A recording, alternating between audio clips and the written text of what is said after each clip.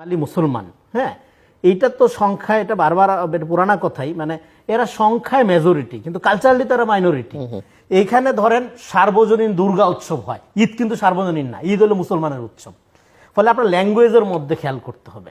এখন মুসলমানরা যে আপনি মুসলমানরা কিছু করলে সেটা রিয়াকশনারি, কিন্তু অন্য, আমি নাম না নিয়ে অন্য ধর্মের অন্য কিছুর করলে সেটা সার্বজনীন, সেটা সাংস্কৃতিক।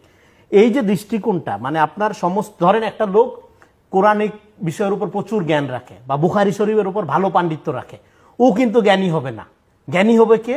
যে লোকটা ধরেন আপনার ধরেন যে লতা পাতার কলা বৃক্ষ কাব্য সাহিত্যের চর্চা করতে পারে, সংস্কৃতি ছন্দের আলোকে বাংলা সাহিত্যের ভবিষ্যৎকে এই বিষয়ে ভালো সন্দর্ভ রচনা করতে পারে, ও জ্ঞানী।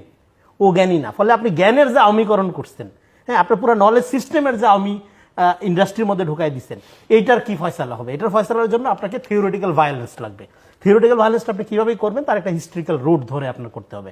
সেটার জন্য আমি যেটা বলি যে আপনার এই যে আওয়ামী ন্যারেশনটা, এই যেটা বাঙালি জাতীয়তাবাদী রাজনীতির যে বয়ানটা, যেটা ধরেন কলকাতার 19th সেঞ্চুরির রেনেসার মধ্য দিয়ে আসলো, এটাকে আমি বলি সাবলেট কলোনিয়ালিজম।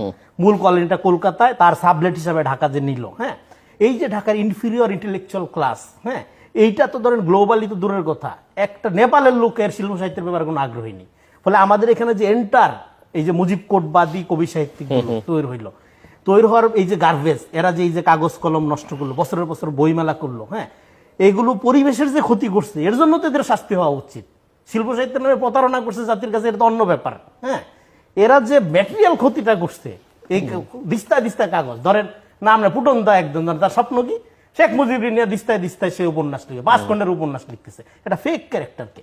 ফলে এই যে ট্রুথের মূল্যায়ন না করা, তার নিজের মধ্যে ট্রুথ কনসিপ্ট না করা, এর ফলে হয় কি আত্মশক্তি নষ্ট হয়ে যায়। একটা জাতির যদি আত্মশক্তি নষ্ট হয়ে যায়, তার হইলো আপনার অন্টোলজিক্যালি সে ডাই হয়ে যায়, সুইসাইড করে ফেলে, তখন আর তার দাঁড়ানোর কোনো জায়গা থাকে না। ফলে আপনার অন্টোলজিক্যাল সুইসাইডাল একটা নেশনকে আপনি খুব দ্রুত একটা ডেমোক্রেটিক প্রসপারাস এবং খুব সমৃদ্ধ জাতিতে পরিণত করবেন, এটা হয় না। ফলে এই টাইমটাকে আমি বলতেছি একটা পোস্ট নর্মাল টাইম। এই টাইমটাতে এনার্কি হবে, সেই এনার্কিটা যত দ্রুত আমরা ধরেন মিনিমাইজ করে একটা পলিটিক্যাল সেটেলমেন্টের দিকে যাবো, ততই হয়তো আমরা সুবিধা করতে পারবো।